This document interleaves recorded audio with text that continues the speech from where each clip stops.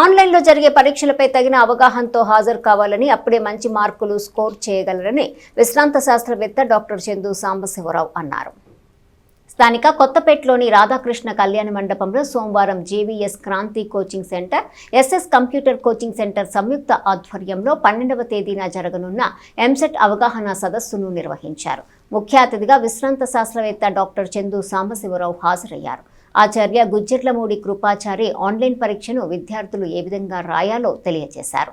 ఈ కార్యక్రమంలో doctor Dola Sanjay, doctor Srihari, Seetharamaiah, Subrahmanyam, Neelima, M Giridhar, JVS Kranti coaching centre director Jetti Vijayasekhar, Umadevi, Ebenezer Deepika, Bhargavi పాల్గొన్నారు.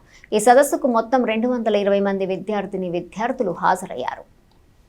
స్థానిక రాధాకృష్ణ కళ్యాణ మండపంలో జేవీఎస్ క్రాంతి కోచింగ్ సెంటర్ మరియు ఎస్ఎస్ కంప్యూటర్స్ అకాడమీ ద్వారా రేపు జరగబోయే ఎంసెట్ విద్యార్థులకు ఎంసెట్ పరీక్షను ఉద్దేశించి విద్యార్థులకు అవగాహన సదస్సు మరియు వారు పరీక్ష ఏ విధంగా రాస్తే మంచి స్టేట్ ర్యాంక్ వచ్చింది అనే ఉద్దేశం మీద ఒక సదస్సు ఏర్పాటు చేయడం జరిగింది. ఈ సదకు చందు సాంబశివరావు గారు, ఇస్రో చైర్మన్, అదేవిధంగా మరి అనేక మంది పెద్దలు ఈ కార్యక్రమంలో పాల్గొనడం జరిగింది. డాక్టర్ కృపాచారి గారు ఈ సదస్సుని ఉద్దేశించి విద్యార్థులు ఏ విధంగా సాధించాలి ర్యాంకులను అనేది స్పష్టంగా వివరణ చేయటం జరిగింది. ఈ సదస్సులో మరియు క్రాంతి కోచింగ్ సెంటర్ ద్వారా ఈసెట్ రిజల్ట్లో 2000 స్టేట్ ర్యాంక్ సాధించిన జ్యోతికి సత్కారం చేయటం జరిగింది. సన్మానం చేసి బహుమతుల్ని ప్రదానం చేయటం జరిగింది.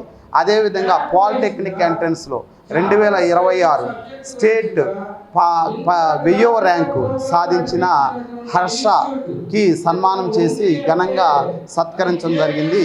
మరి తల్లిదండ్రులు, విద్యార్థులు విచ్చేసిన ఉపాధ్యాయులకి మరి నా యొక్క హృదయపూర్వక ధన్యవాదాలు తెలియజేస్తున్నాం.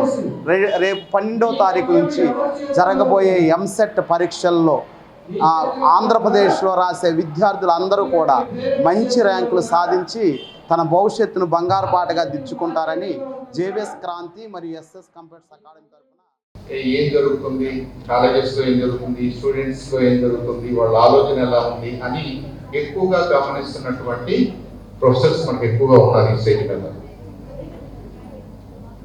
చాలా బాగా మాట్లాడారు.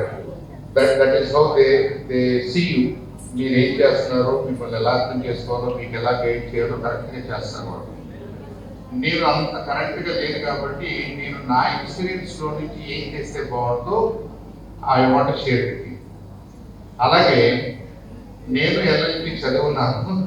ఎల్ఎల్బి చదివితే లాయర్ అంటారు, అడ్వకేట్ అంటారు. మనం కోర్టుకి వెళ్ళకూడదు. కోర్టు వేసుకుని జడ్జి గారి ముందు నిలబడాలంటే అడ్వకేట్ అవ్వాలి.